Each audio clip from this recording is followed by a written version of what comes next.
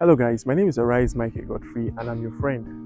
In the fifth chapter of my book on the keys for academic excellence, I shared about the right eating and reading culture. After doing much studies and much research, I understand that there's a relationship with what you eat, when you eat, how you eat, and your academic performance. Generally, there are two kinds of eaters. You are either an emotional eater or an energy eater. Let me help you.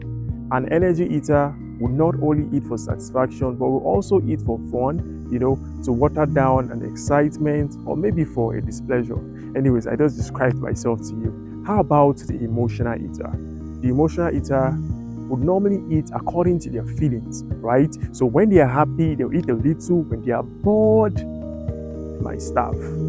Now, what are the consequences? Are there consequences from being an emotional eater as a student or an energy eater? Well, this is the consequence. An energy eater will often suffer from one of these three Ds, either dizziness, divided attention, or distraction.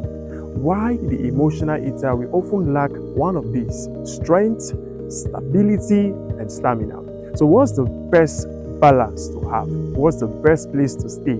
Stay in the middle of the road. Don't be an emotional eater, and you don't have to be an energy eater.